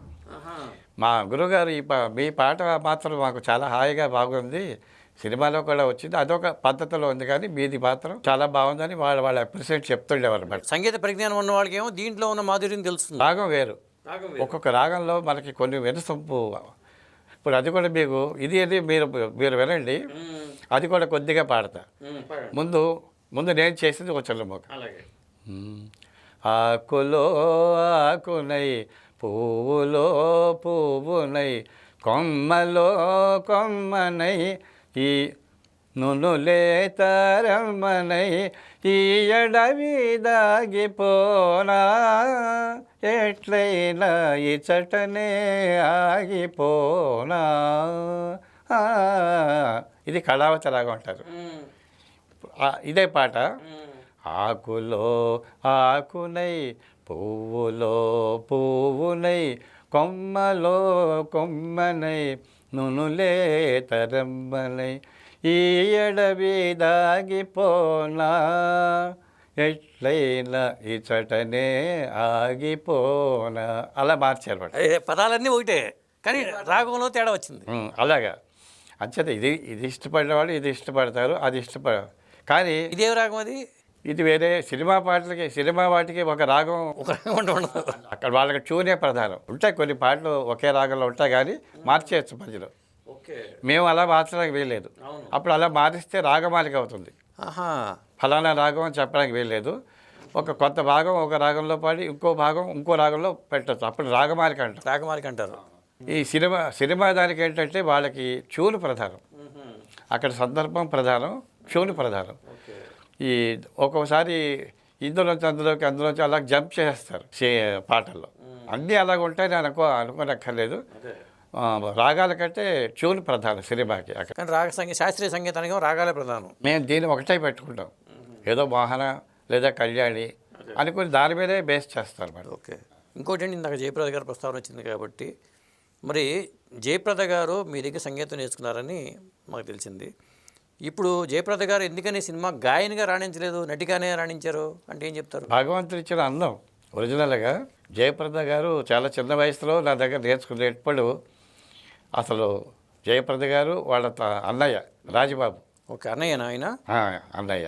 వీళ్ళిద్దరికీ నేను సంగీతం కలిపి చెప్పా. ఏ వయసులో వచ్చారండి మీ దగ్గరికి? ఏ వయసులో? జయప్రదకి అప్పుడు 9 ఏళ్ళు అలా ఉండొచ్చు, 10 ఏళ్ళ లోపు. వాళ్ళ అన్నయ్యకి ఇంకొక 1 ఏడాది 2 ఏళ్ళు అలా ఉంటుంది, సుమారుగా 10, 12 వేసుకోండి. ఆ వయసులో వాళ్ళు ఎలిమెంటరీ స్కూలు చదువుకుంటున్నారు అనమాట. ఆ వయసులో ఇద్దరికీ కలిపి ఒకేసారి సంగీతం ప్రారంభం చేశాను. చక్కగా చాలా గురుభక్తితో నేర్చుకునేవారు. ఇద్దరికి ఏంటంటే భగవంతుడు ఇచ్చిన వరం ఏంటంటే తెల్లటి రంగు. మనం చూస్తుంటే అసలు ఎంతో ఆనందం ముచ్చట కలుగుతుంది అనమాట. అందరూ చిన్నపిల్లలు కదా. ఇంకా జయప్రద ఆడమ్మాయికి చేస్తే మాసిపోయేలా ఉంటుంటారు. రాజబాబు కూడా చాలా తెల్లగా ఉండేవాడు. జయప్రద ఇంకా ఆడపిల్లలకి అందం, వాళ్ళ అందమే అసలు ఆడపిల్లల యొక్క లక్షణం కదా, ఇంకా బాగుండేది. ఇద్దరు చాలా నేర్చుకునే టైంలో అది సినిమాకి కావాల్సింది ఏమిటంటే ఆ అందం మొదట కావాలి, గ్లామర్. ఆ అందం ఉంటే తర్వాత మంచి వాయిస్, చక్కగా పాడుతుంది, చల్లటి వాయిస్ బాగా పాడుతుంది. ఇలా చెప్తే వెంటనే నాతో రిపీట్ చేసి పాడేసేది, అంత తెలివితేటలు. ఒక లైన్ పాడారనుకోండి వెంటనే నాకు మళ్ళీ అలా అప్ చెప్పేసేది. మళ్ళీ పాడంటే మళ్ళీ పాడేది. అందం లేకపోయి ఉంటే మంచి గాయన అయ్యేదేమో. తర్వాత నాట్యం కూడా నేర్చుకుంది. సంగీతంతో పాటే నాట్యం గురువు గారు వేరే ఉండేవారు. ఆయన దగ్గర డాన్స్ కూడా నేర్చుకుంది. ఇటు డాన్స్లోనూ ఇటు సంగీతంలోనూ కూడా చక్కగా మంచి వాయిస్, తెలివితేటలు చాలా మంచి తెలివితేటలు, చురుకుతనం. ఇలా చెప్తే అలా పట్టి ఆ రకంగా ఉండడంలో వాళ్ళ నాన్నగారు సినీ ఇండస్ట్రీతో పరిచయం ఉంది. ప్రొడ్యూసర్లు వాళ్ళు వస్తూ పోతూ ఉండేవారు. ఈ పిల్లలు చూశారు. చూసి ఎవరు వీళ్ళు అంటే మా అమ్మాయి. వాళ్ళ నాన్నగారు పేరండి? ఆయన రమణ శ్రీరాములు గారు. రమణ శ్రీరాములు గారు. ఆయన ఒక వ్యాపారవేత్త, బిజినెస్ ఫ్యాక్టరీస్ కూడా ఉన్నాయి. సినిమాలు తీశారు గతంలో. తర్వాత సినిమాలకి ఫైనాన్స్ చేసేవారు, డిస్ట్రిబ్యూషన్ కూడా ఉంది ఆయన పేరు మీదుగా. రమణ డిస్ట్రిబ్యూషన్ అని అది కూడా ఉండేది అనమాట. అంటే ఆ రోజుల్లో ఫిలిమ్స్ తయారు చేసేటప్పుడు వీళ్ళు రైట్ తీసుకునేవారు. తీసుకుని కొన్ని జిల్లా ఋష్యశృంగుడి మీ కథ సినిమాగా తీశారంటారు అప్పట్లో. ఆ ఇండస్ట్రీతో సంబంధం ఉండడంలో వీళ్ళని చూడగా. ఋష్యశృంగుడి సినిమా పేరు ఏంటండి అది? అదే ఋషిశృంగే అంతేనా? సినిమా పేరే. సినిమా పేరు ఋష్యశృంగ. అది ఆయన ఓన్గా తీసిన పిక్చర్. ఆయన నిర్మాత రమణ శ్రీరాములు గారు అనే ఉంటుంది అందులో కూడా. మా రోజుల్లో మేము చూసాం అది ఋష్యశృంగుడు. ఆ పరంగా వీళ్ళకి సినీ ప్రపంచం. ఆయనకి కూడా ఈ రాజమండ్రి వాళ్ళ ఊరు, అక్కడ నగరంలో ఉన్నటువంటి అనేక కళా సంస్థలు, దాదాపు ఒక 20 సంస్థలకి ఆయన అధ్యక్షులుగాను కార్యదర్శిగాను రకరకాల హోదాల్లో ఉండి కళలంటే ఇష్టం బాగా. ఆయనకి కళలన్నా ఇష్టం. ఆ కళలు ఇష్టం అవడం వల్లనే ఆయన ద్వారా నేను జయప్రదకి సంగీతం నేర్పడం జరిగిందనమాట. ఆయన అడిగారు, ఇలా మేము కచేరీ పాడేవాళ్ళం చిన్నవాడిని నేను. మా అమ్మాయికి చెప్తారా సంగీతం, ఇంటికి వచ్చేయండి, వాళ్ళు చదువుకుంటున్నారు, మరి రావడం కుదరదు, మీరు ఇంటికి వచ్చి చెప్తారా అంటే అలాగే చెప్తానండి నేను. అప్పుడు మంచి రోజు చూసి మొదలు పెట్టానమాట. అలాగా జయప్రద పెంపిళ్ళింది అంటారు కదా, ఈయన పెంచుకున్నారా? అవునండి. అంటే రమణ శ్రీరాములు గారు మామూలుగా అభిమానంగా ఈ పిల్లల్ని చూసుకుని వాళ్ళ పెంపుడుగానే వచ్చారంటే జయప్రద శ్రీరాములు గారికి సెకండ్ అవుతారు, పెంచుకున్న మదరు. పెంచుకున్న మదర్ అవుతారా? మామూలుగా శ్రీరాములు గారికి కుటుంబం ఉంది, ఒక కుటుంబం, వేరే ఫ్యామిలీ ఉంది.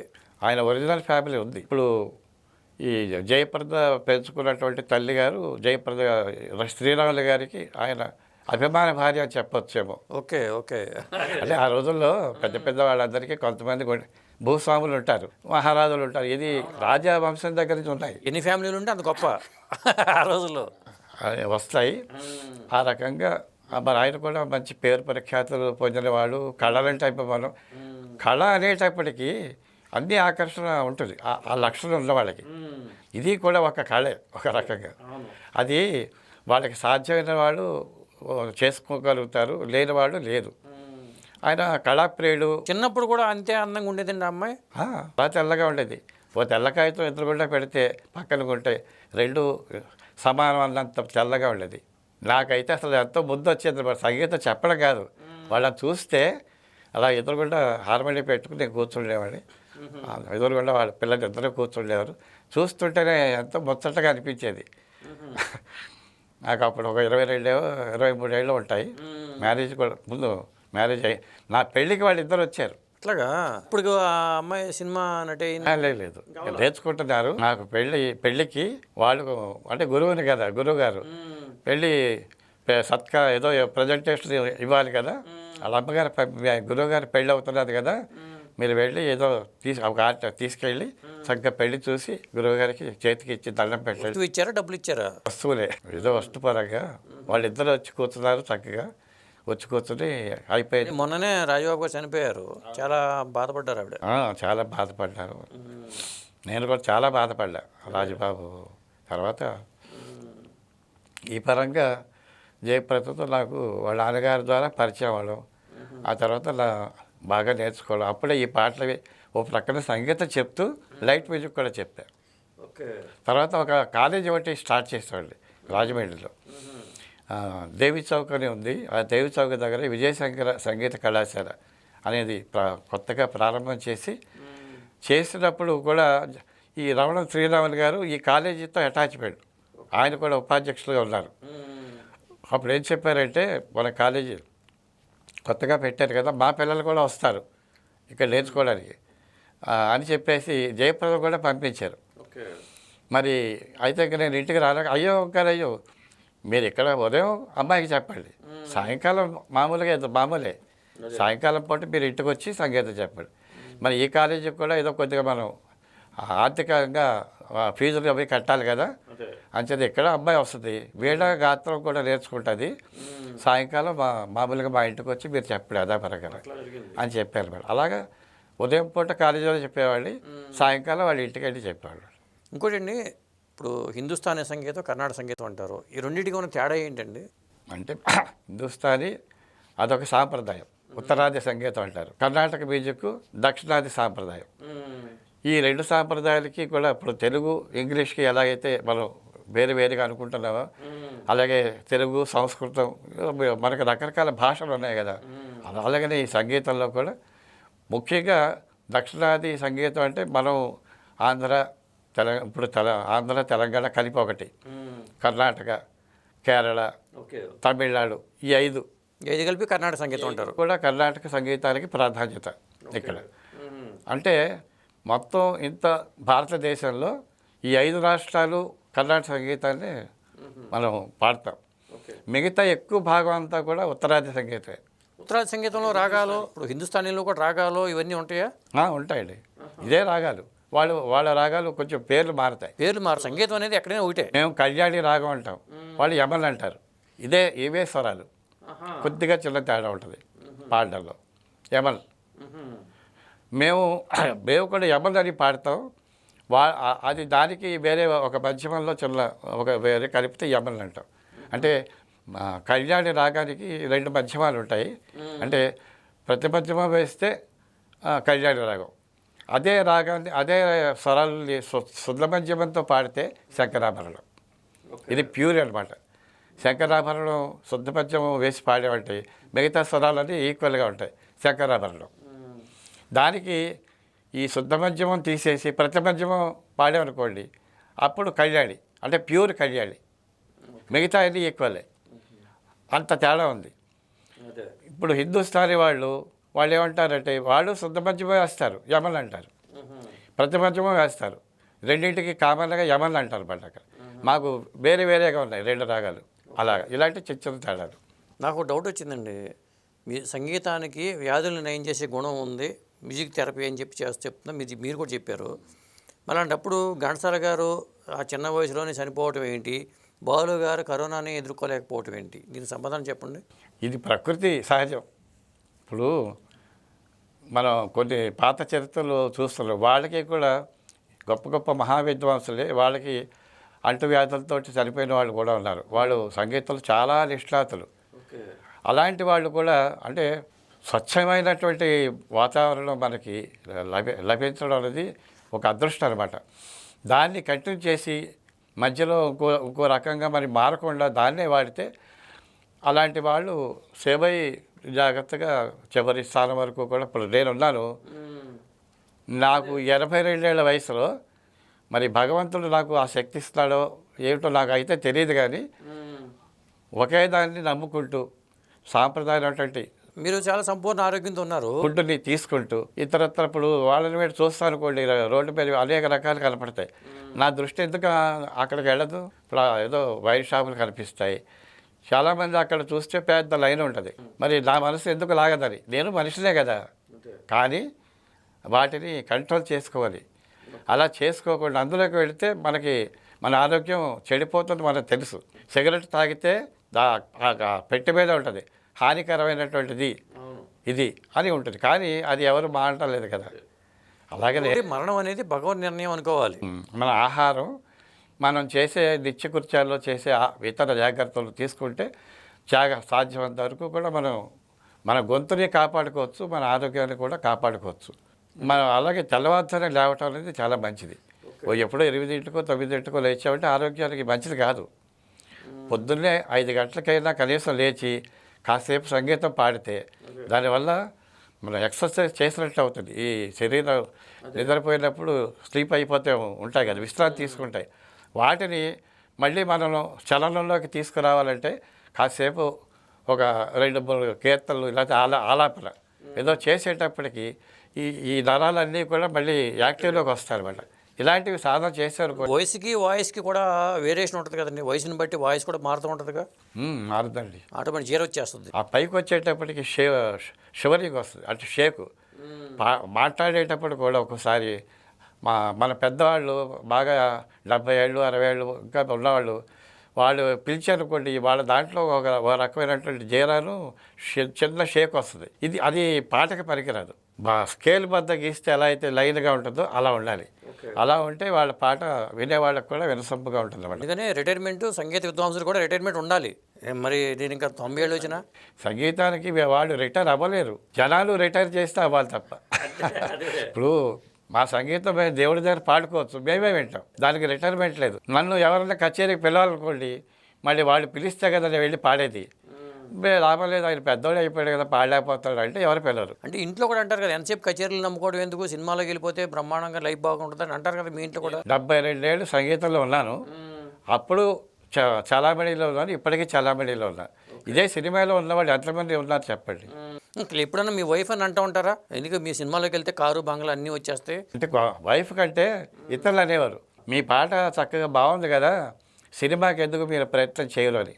నేను ఒకటే చెప్పాను, నా పాట ఇక్కడైతే కచేరీగానే ఎవరన్నా పిలుస్తారు, వచ్చిన మా ఉత్సవంలో మీరు పాడండి.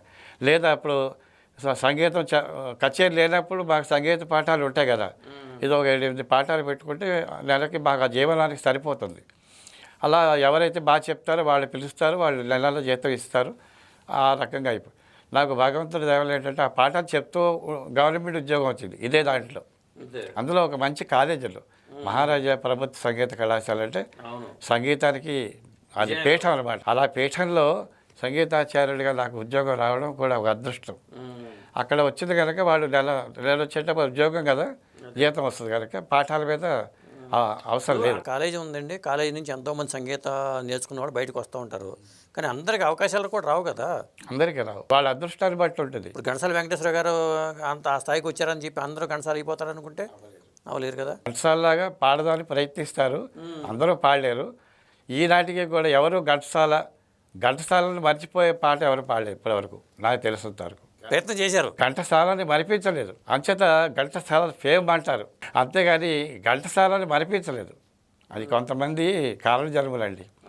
నటనలో మనం రామారావు గారిలో మనం కృష్ణుడు, మరి రాముడు, ఇతర దేవతామూర్తులు అందరూ మన వాళ్ళు ఎలా ఉంటారో మనకు తెలియదు, కానీ ఆ రూపం చూస్తే అది ఆయనకి భగవంతుడు మరి ఇచ్చినట్టు వరప్రసాదం అన్నమాట ఒక్కొక్కడికి.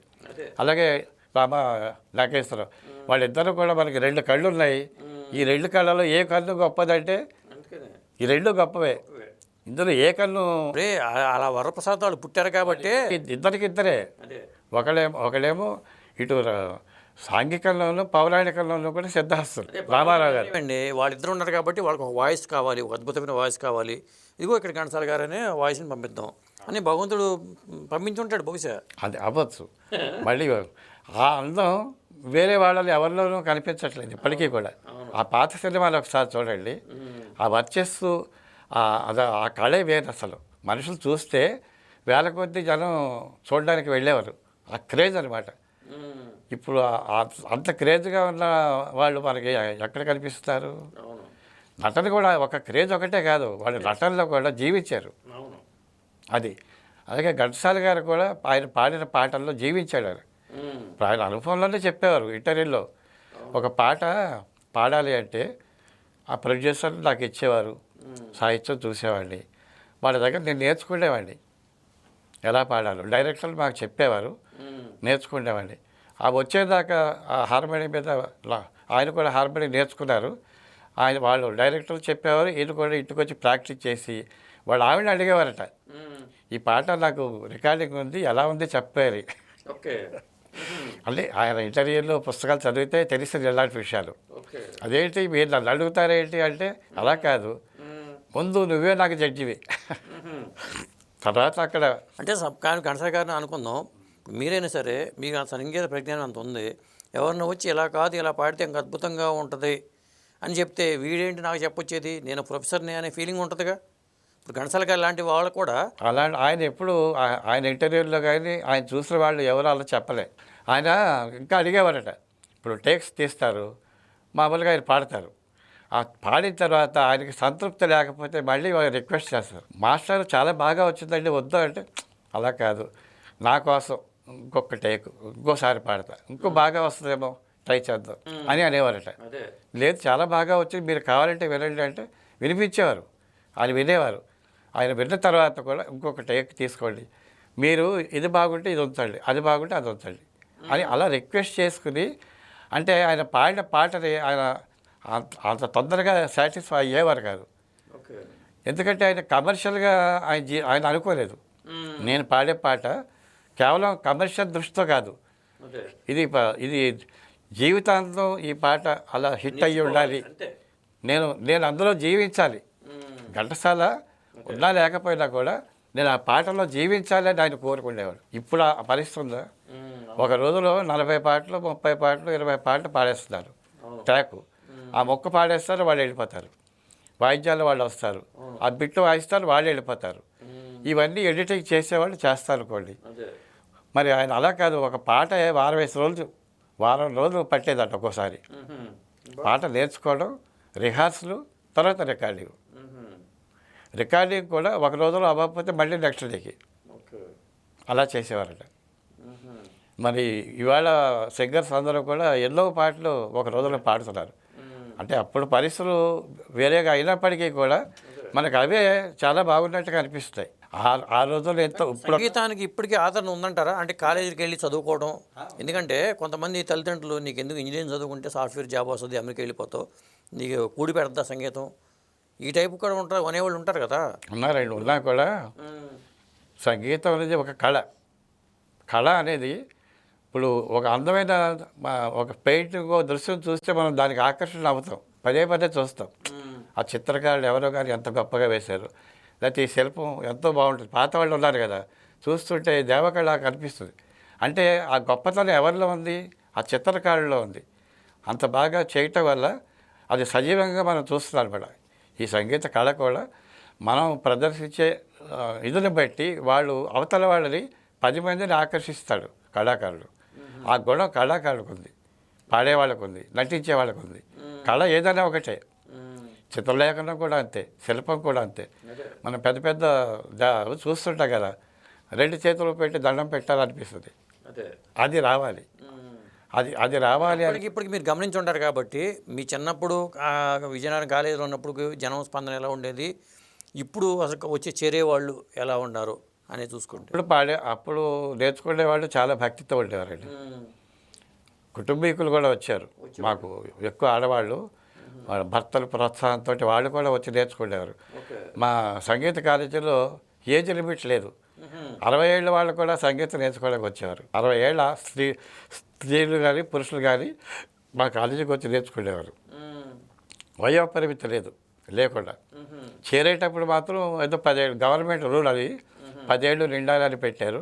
తర్వాత నుంచి 60 ఏళ్ళ వాళ్ళు 70 ఏళ్ళ వాళ్ళు కూడా వచ్చి నేర్చుకునేవారు. ఎందుకంటే వాళ్ళు విద్వాంసులు అయిపోదాని కాదు, ఆ కళ మీద భక్తితోటి. ఏదైనా ఇప్పుడు గంధపు చెట్టుకి దారం చుట్టుకుంటే ఆ సువాసన కొద్దిగానే వస్తుంది కదా, అదే మాదిరిగా కొన్ని 4 కీర్తనలు. మా ఆవిడ కూడా ఇప్పుడు ఈ వయసులో ఆవిడ సంగీతం నేర్చుకుంటుంది, ఆన్లైన్లో ఫోన్ పెట్టుకుని ఆ క్లాసులకి అటెండ్ అవుతుంది. ఇప్పుడు నీకు అవసరమా అని చెప్తున్నాను నేను. అంటే ఎక్కడో వాళ్ళ పూర్వజన్మ సుకృతం, వాళ్ళ తల్లిలో తండ్రి ఎవరో ఒకళ్ళు ఈ కళలో కొంచెం వాళ్ళకు కొద్దిగా ప్రవేశం ఉండాలి, ఏదో కొద్దిగా సువాసన, లేదా ఇతరులను బట్టి కూడా ఇతరులు ఎవరైనా పాడుతుంటే కూడా మన అభిలాష పెంచుకోవచ్చు. మనకి కింద బేస్మెంట్లో లేకపోయినా మధ్యలో అయినా వస్తుంది ఇలాంటివి. అలాంటి వాళ్ళు పక్క వాళ్ళు పాడతారు, ఎవరో పాడతారు బాగుంది అని కొంచెం మనం కూడా ప్రయత్నం చేసే అవకాశాలు ఉన్నాయి. ఆ రకంగా కూడా వాళ్ళ అభిరుచులు పెంచుకోవచ్చు. అయితే నేర్చుకున్న వాళ్ళు అందరూ కూడా ఏదో లతా మంగేష్కర్ లేదా ఘంటసాల పి సుశీల అయిపోవాలని కాదు, ఆ ధ్యేయం పెట్టుకుంటే మనం అవ్వలేము. మనం ముందు కృషి చేయాలి. కృషి చేయకుండా ఫలితం రావాలంటే రాదు కదండి. దేనికైనా సాధన కావాలి, అంకిత భావం ఉండాలి. తదేక దృష్టితో దాన్ని నేర్చుకోవాలి. మీ ఫ్యామిలీలో ఇలాగా పైకి వచ్చిన వాడు ఎవరైనా ఉన్నారండి ఏ రంగంలో అయినా? అంటే సంగీతంలో నేను ఒక్కడే ఉన్నాను. హరికథా రంగం మా అన్నగారు ఉన్నారు కదండి, ఆయన పిల్లలు వాళ్ళు వాళ్ళ పిల్లల్లో ఇప్పుడు జయజనారాయణ భాగవతారు గారండి మా పెద్దన్నయ్య గారు, అంటే శరభలింగాచార్య భాగవతారు గారి యొక్క రెండో కుమారుడు జయజనారాయణ భాగవతారు. తను కూడా ఇలాగే వాళ్ళ నాన్నగారు హరికథలు చెప్తుంటే కూడా వెళ్ళడం, వింటూ ఉండడం, ఆ రకంగా కొద్దిగా టేస్ట్ పెంచుకుని నేను ఎలాగైతే మా వాళ్ళు నన్ను సంగీతంలో పెట్టారో మా అన్నగారే దీని అంతటికి పునాది. వాళ్ళ రెండో అబ్బాయిని కూడా సరే వీడేదో హరికథలో కొంచెం ఇంట్రెస్ట్ చూపిస్తున్నాడు కనుక హరికథ నేర్చుకో అని చెప్పేసి అప్పుడు చాలా కొద్దిగా చెప్పారు. ఆ తర్వాత కపిలేశ్వరపురంలో మన జమీందారు గారు, కపిలేశ్వరపురం జమీందారు గారు, అవునండి, ఆ జమీందారు గారు ఒక హరికథ పాఠశాల పెట్టారు. ఆ పాఠశాలలో ఇలాగే ఒక గురువుని పెట్టి హరికథ నేర్పించేవారు. అప్పుడు అక్కడికి వెళితే రెగ్యులర్గా అదే పనిగా నేర్చుకోవడం ఉందని అప్పుడు అక్కడ పంపించారు. పంపిస్తే అలాగే వెళ్ళి నేర్చుకున్నాడు. నేర్చుకుని వాళ్ళ లెజెండ్ ఆర్టిస్టు తనే ఒక 15,000 ఖర్చు హరికథలు చెప్పి గంటా కంకణాలు, బోల్డ్ బంగారం, మరి దానికి తగినట్టుగా రెమ్యునేషన్లు బాగా ఇచ్చి ఇవాళ ఒక పెద్ద లెజెండ్ హరికథ భాగవతారు.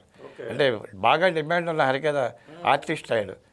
నేను సంగీతాన్ని నమ్ముకున్నాను, ఉద్యోగం చేశాను. మా వాడు కేవలం హరికథ ప్రొఫెషన్ని నమ్ముకున్నాడు, కానీ ఖాళీ లేకుండా హరికథలు చెప్తాడు. అంటే నెలకి 30 రోజులు కూడా చెప్తాడు. ఆ రకంగా ఇప్పటికీ కూడా తను కూడా ఆదరణ ఉంది ఇప్పటికీ కళలకి. ఉందండి. మరి లేకపోతే ఒక నెలలో 30 రోజులు 30 రోజులు హరికథలు ఎంతమందికి ఉంటాయి? కొంతమందికి ఉంటాయి. అలాంటి వాళ్ళు వేళ్ల మీద ఎక్కించే వాళ్ళు ఉన్నారు. ఒక ఆడమ్మాయి కూడా ఒక ఆవిడ ఉంది, తను కూడా నెలకి 30 రోజులు చెప్పుద్ది. మావాడు కూడా నెలకి 30 రోజులు కూడా హరికథలు.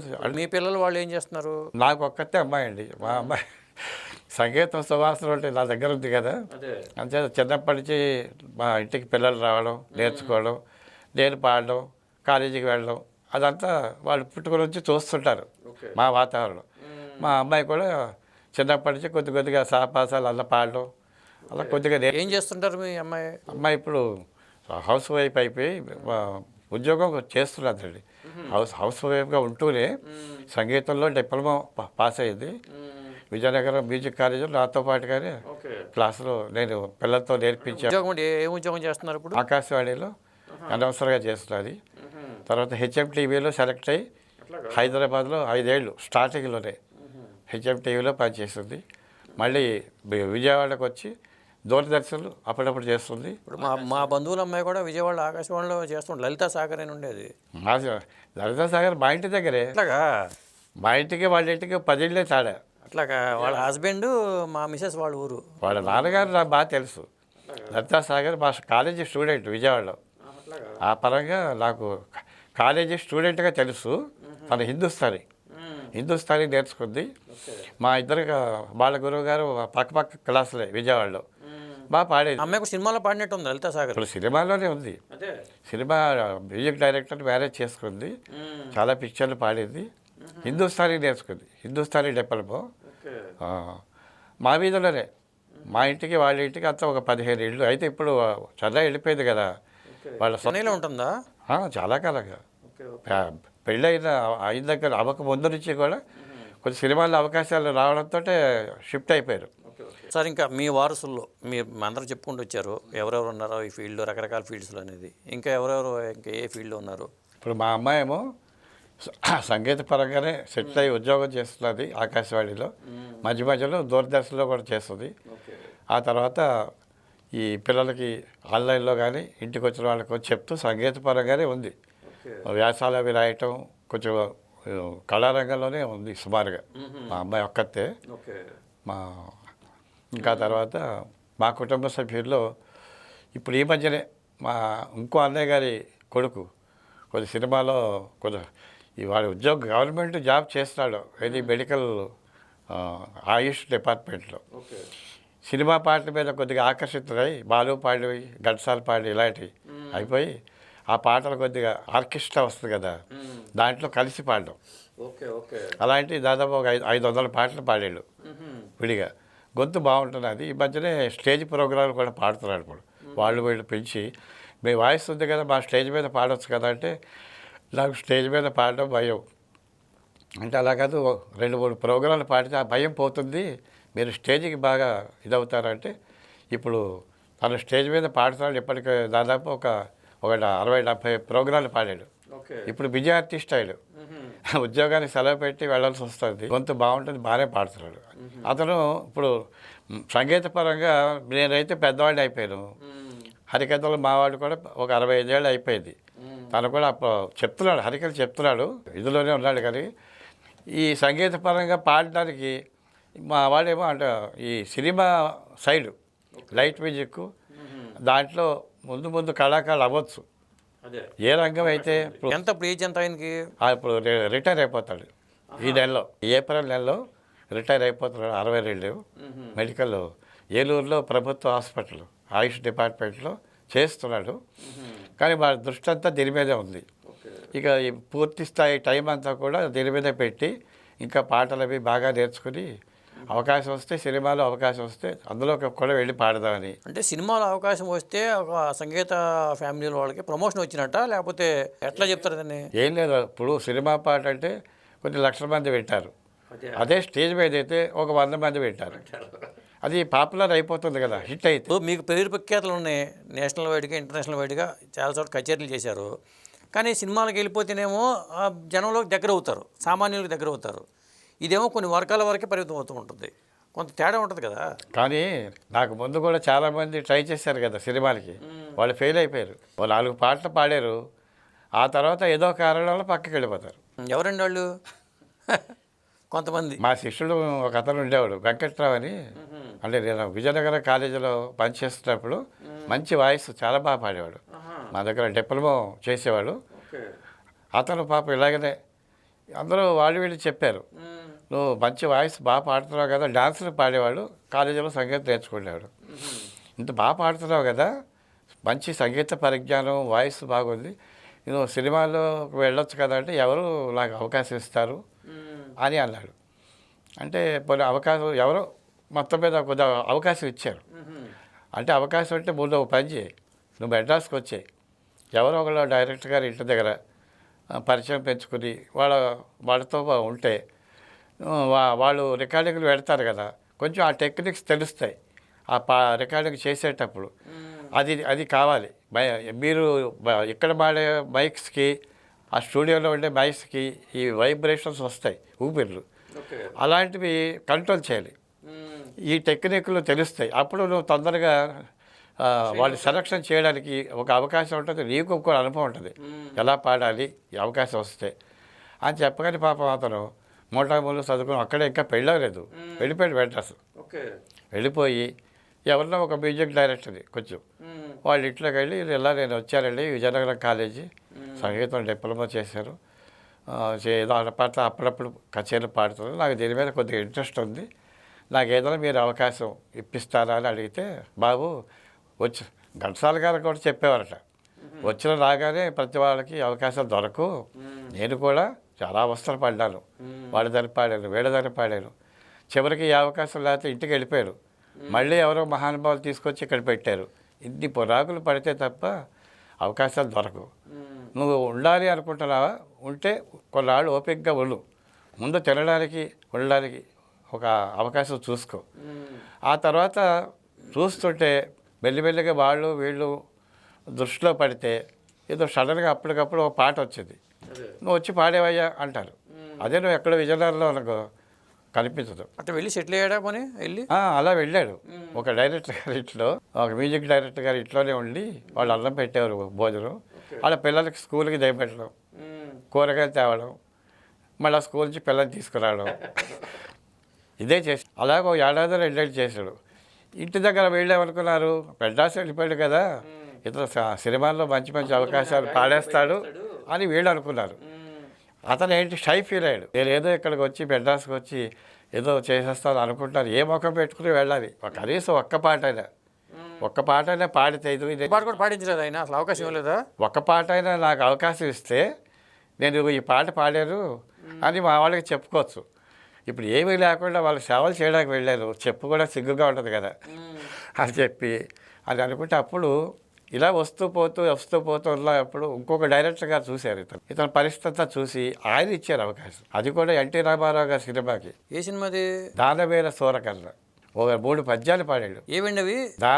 అదే నాకు అంతగా లేదు. దానవేల సూరకర్ణ రామారావు గారు తీశారు కదా, దానికి పెండ్యాల గారు అనుకుంటా మ్యూజిక్. పెండ్యాల గారు ఇతని పరిస్థితి తెలుసుకుని పాపం ఎంతో ఇక్కడ ఉన్నాడు, అవకాశం దొరకలేదు, 2 ఏళ్ళ నుంచి చూస్తున్నాడు పాపం, అవకాశం దొరకలేదు. సినిమా హిట్ అయింది కానీ మరి అతను ఇంకా నిలబడలేదు కదా అప్పుడు కూడా. అంటే ఈ 3 పద్యాలు పాడాక ఇంటికి వచ్చేసాడు. మొత్తం మీద పాడాడు కదా, అందులో రామారావు గారి సినిమా కదా. పాడిన తర్వాత ఇంటికి వచ్చేసి మళ్ళీ సంగీత పాఠాలు ఏదో మొత్తం వెళ్ళే ఓ దాంట్లో నా పేరు వచ్చింది, పాడాం, చాలు. ఇక ఇందులో మనం ఇది కష్టమేలే మనకు. అక్కడ ఒక మహానుభావుడు ఉన్నాడు కదా, ఆయన ఉన్నప్పుడు ఎవరికి అవకాశాలు లేవు. వచ్చిన వాళ్ళు అందరూ వెనక్కి, పాత వాళ్ళు కూడా వెనక్కి వెళ్ళిపోయారు. ఏ మహానుభావుడు అండి ఆయన? పేరు చెప్పుకోవడం ఎందుకులేండి, అందరికీ తెలిసిందే. ఆ మహానుభావుడు లేరు కూడా, అందరూ అంతా వెనక్కి వెళ్ళిపోయారు. బాగా టాలెంట్ ఉన్నవాళ్ళు. అంటే ఎంకరేజ్ చేసేవాడు కదా ఆయన? సింగరే, కోసింగరే. Okay okay. ఒక కోసింగరు చాలామందికి నిరుత్సాహం కలిగేది అనమాట. ఆ కోసింగర్ అదృష్టం బాగుంది, అందరూ పైకి వచ్చాడు. బజార్లో కూడా రకరకాల పళ్ళు అన్నీ ఉంటాయి, ఏదో ఒక